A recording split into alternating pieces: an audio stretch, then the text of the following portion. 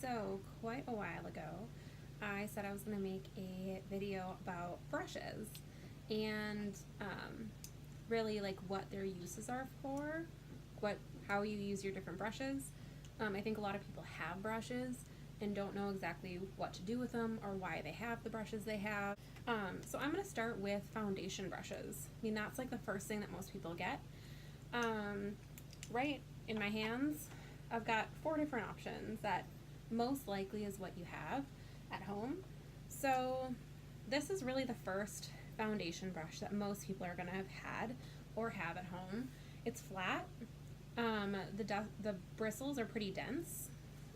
This is really a good brush for applying like thicker creams or like liquid foundations all over the face. Also, um, it really it's a perfectly decent tool, especially if someone does not have an issue of like pores or enlarged pores. You can of course use this if you have pores, but you're just going to use it in a slightly different way versus like dragging across your face. If you have large pores, you're going to do more of like a dab and press motion with it to get the most smooth application of your product. Then there is this type of a foundation brush. It's more of like a dome. The bristles are going to be dense. Pretty much any of these liquid foundation brushes are going to have synthetic fibers. With this particular brush, since it's rounded, the way that you would use this would typically be in slightly more like circular motions. The handle and everything is made more round, so it's a little bit easier to use that kind of motion and blend outward.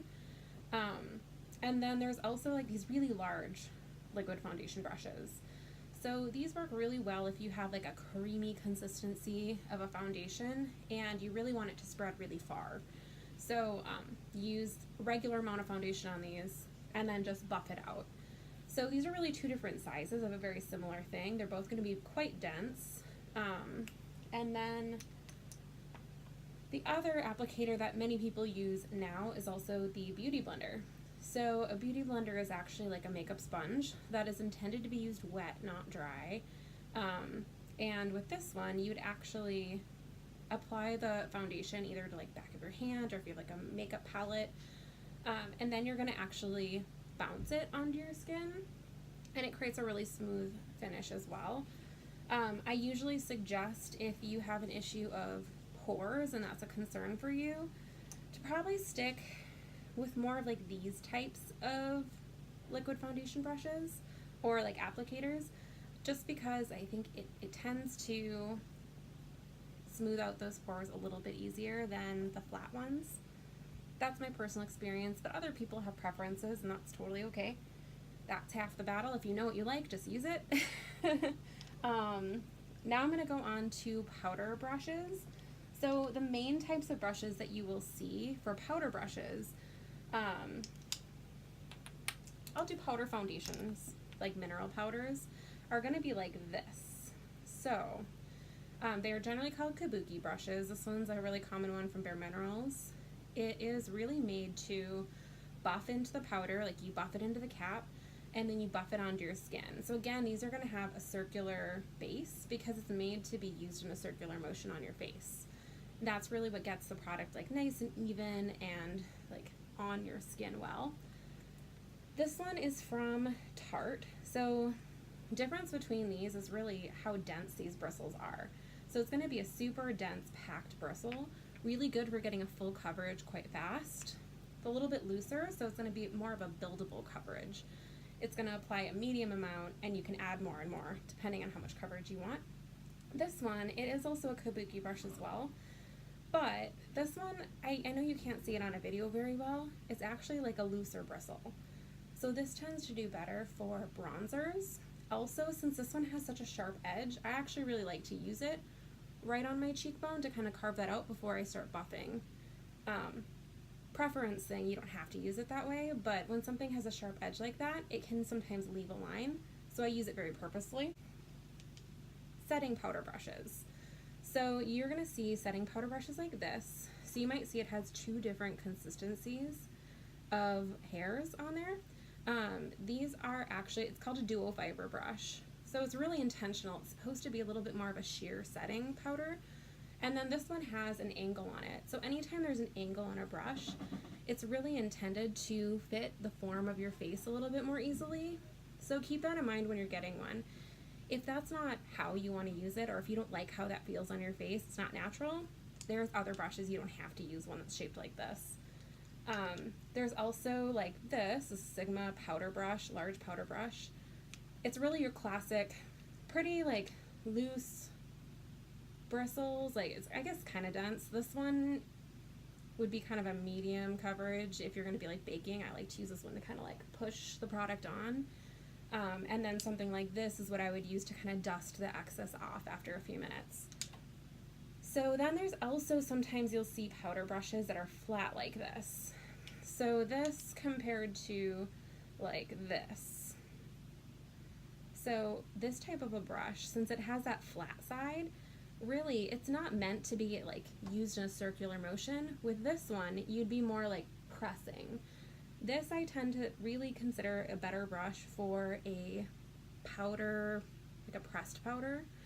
You'd swirl it in there and then you'd actually press it onto the skin versus, you could sweep a little bit, but it's really not going to be great for like sideways sweeping. You'll just get a ton of fly out from it. Let's go on to blush brushes. So really I typically only see about 2 different shapes of them. So there's going to be a blush brush that's more dense and with a little bit of that angle on it, or blush brushes that are going to be your classic like more fluffy brush. Again, it's really preference. Like on these two, this one has a longer hair and it just tends to be looser, so it's going to apply a little bit more of a softer blush appearance. This one, since it has slightly shorter bristles and they're a little bit more dense, it's going to pack on a little bit more color. So depending on the blush you have, the look that you want and you're going for, you might choose like one or the other. Alright, so I'm going to talk a little bit about contour brushes. There is a million of them out there. Same concept goes to all brushes. So the longer those hairs are and the softer and like looser they are, the more it's going to blend out. The more like dense and packed those bristles are, the more product it's going to pack on without you doing all the work. Like you can make a fluffy, loose brush actually apply a lot of product, but that's you doing the work for it, not necessarily the brush just doing what it's naturally made to do. So these are like 3 different contour brushes. This one is going to be very loose, angled. The angle is kind of nice to kind of carve into the cheekbone. If you have a natural like cheek line that you're trying to follow, that can be pretty easy.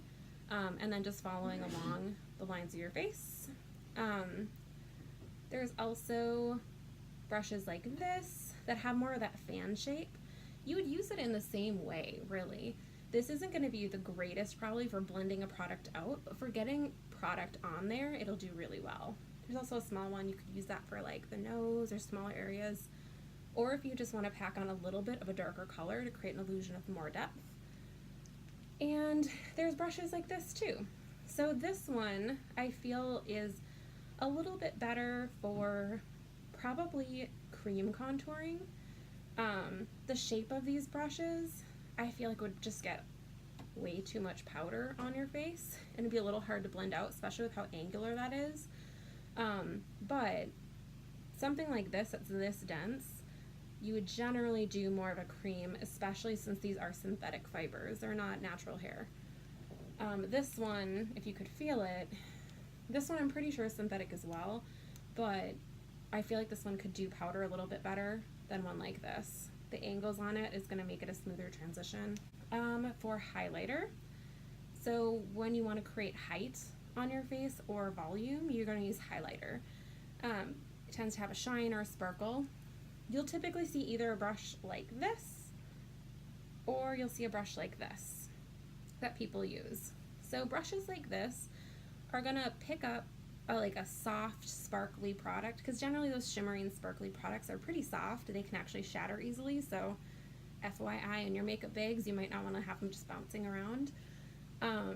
But you just have to swipe it on there, and then you're going to apply it just to the areas that you want a little bit of highlight.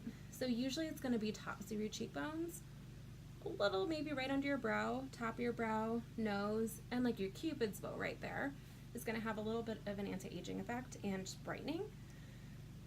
With a brush like this, it'll apply a little bit more product. So if you have a highlighter that's not really sparkly, it has a little bit of a sheen, you can really go in with a little bit more product and use something like this, which can pack a little bit more on for you. Same with this side, it's kind of preference. You find what has the application you want, and that's the one that you use. Okay, these ones are concealer brushes. So you're typically going to see either these flat, small concealer brushes, kind of similar in shape to a liquid foundation brush, but much smaller. So with a brush like this, you would use it with a cream or liquid concealer. You can pat it onto areas that you need, and then I usually, personally, I blend it out still with a beauty blender. But you can actually use this to blend it as well. This is generally called a finger concealing brush because it's supposed to mimic the tip of a finger. So if you like applying product with your fingers, or you like how it looks and the control, but you don't necessarily like getting makeup on your hands, a concealer brush like this might be really natural for you to use. There's also like really tiny ones. So you'll see tons of variations in sizes in concealer brushes. All right, so these two kind of like link together. This is about brow brushes and eyeliner brushes, and there's a little bit of overlap. So I'm gonna start with brow brushes. So you're generally gonna see an angled brush like that, with a spoolie on the other end. Really, how you're supposed to use this is you brush your brows out first to kind of see what the natural shape of your brow is and to kind of add some volume there naturally. And then you're going to go through and line and fill anywhere that you might need to add a little look of hair. And then there are different densities of brushes here too. So this one, it's hard to see on a video, but it's pretty dense and hard. This one I believe is actually for a like powder, brow powder, because it tends to work well with that. There's also ones that look almost the exact same that are more of a synthetic material, and they tend to be just a little bit softer. They're still dense because these like synthetic ones in particular are really good for brow pomades and creams. Since those are like a cream or a liquid, if you use a natural fiber or natural like hair brush, it tends to make them really brittle and they break apart pretty fast. So using a synthetic is going to last you a little bit longer. Then you will sometimes also see brushes like that for your brows. Oops. Yeah. So these more square brushes you can use to fill your brow the same. Some people really like a very boxy brow, and it can help you do that really quickly. Also, people will sometimes use this to conceal around the brow too. Use a little bit of a highlighter, sculpt out that shape. The other thing that you will see, basically the same product, it will sometimes also be labeled as an eyeliner brush. So if you're going to use it as an eyeliner brush, then it really works well to get a really big wing. So since it has such a straight line, you can kind of just stamp it and then brush inward and then follow your lash line in. That's how you'd use it as an eyeliner, because it is pretty big and boxy, but it's great if you like a really big wing or a really thick line. Otherwise, for eyeliner, you'll a lot of times see either something like this. Again, for a liquid, like a liquid or a cream liner, you dip it in there and you can just work with it really easily. It's just this really small brush. And then you'll also see just like these little ones. This you can get even more detailed with. I actually have a harder time with these than this though, because this is so fine. The bristles are so loose that they just tend to move on me a little bit more, and I have a harder time getting the definition I want. But if you've used one of these and it works for you, or you have a steady hand, like, it's great. Let's go into a little bit of eyeshadow. So, my pattern for any brushes that you look at, the more product or color that you want packed on, the shorter or denser the bristles should be, and the more blending that you want, or the more like, really the more diffused you want that color to be, the looser the bristles should be. So I'm going to start with like the most loose brush first, So really, you generally will see like a brush like this is called a blending brush. So this is what you would use to kind of blend out color once it's been applied. A lot of times once you've applied your color, even if it looks good, you can get a more like seamless finish to it and a more even application on both sides by just blending it gently. I usually recommend go from the lighter color to the dark, because if you go from a dark or bright color and blend it into the light color, you're kind of making everything darker. Unless you're going for that look, like just keep that in mind. Wherever you start, you're pulling that color other places. And then there's also eyeshadow brushes like this. So this is going to apply quite a bit of product, but it's pretty loose bristle, so it's going to apply a lot of product quickly. Just a general, kind of a big single color shadow brush. Some people can blend with it. I usually use it to apply. There's brushes like, I'm going to show 3 here. So,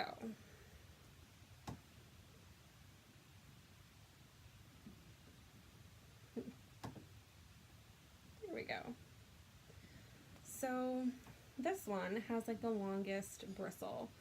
It's actually pretty dense, but it's a little bit looser than either this one or this one. So with this, it's going to pack a lot of product on to get a really pigmented like pop of color. This one, even shorter bristles. This one I would generally use with like my accent colors. So I want a lot of color payoff. I've probably already applied one color. So I'm trying to get something that's more dark or bright. This is what I'll use to kind of pack that color on. And then a brush like that smallest one. This one I would actually use to blend out eyeliner. So once you've applied that line, if it's like a cream or a pencil, usually if you actually go over it with a little brush and just smudge it in, it actually smooths out the line and makes it look more flawless. Great for everyday wear. It just wears really well. Or if you're doing like a smoky eye, this works really good to buff a little bit of extra dark color right into the lash line. So something like this is like that universal, you can kind of use any color with it. Something like this that's really in between, honestly I don't use a whole lot because I'm either trying to blend or add color, one of the two.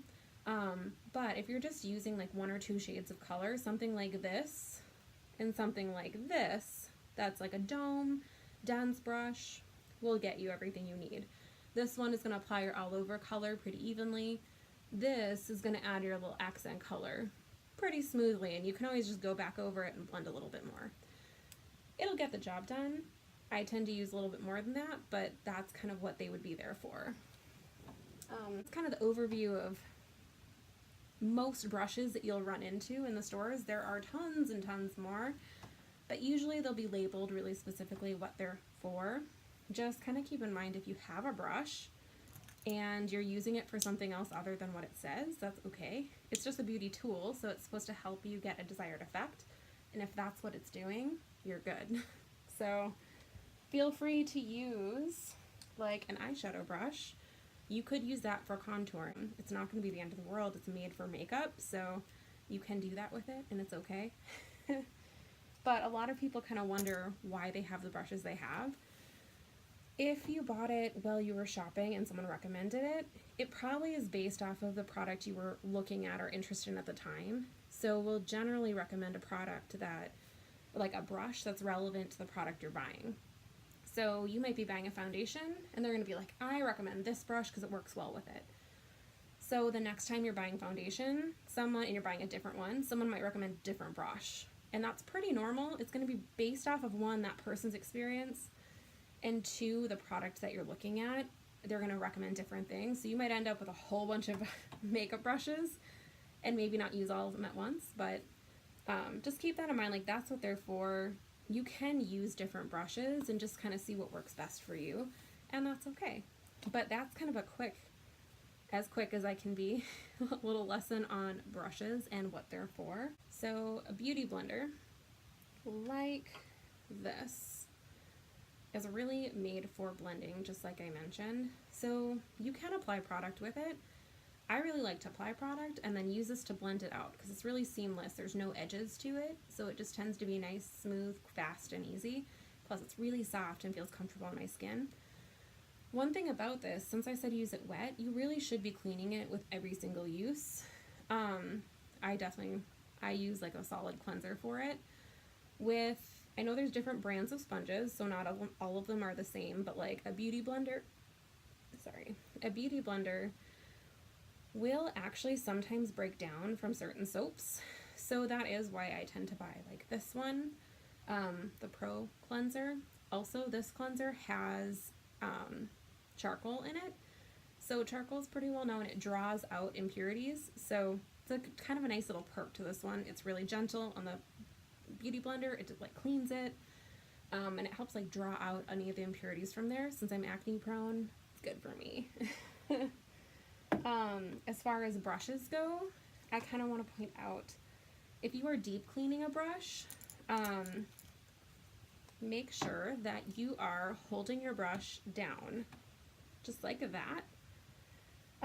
When water is running down, if you hold your brush up, water is running down into the base of your brush and loosening it, like loosening up the glue, loosening up what's holding it together. It can be really bad for your brush. Make sure you're holding it down. Rub it on like the soap or cleanser like this, really gently, until the water starts running clear. Squeeze it, and then like set it out to dry overnight. Or I know that like Sigma has like a drying tree that's super nice, but at least like set it out to dry. Don't like box it up before it's completely dry, because otherwise it's gonna get not so good in there.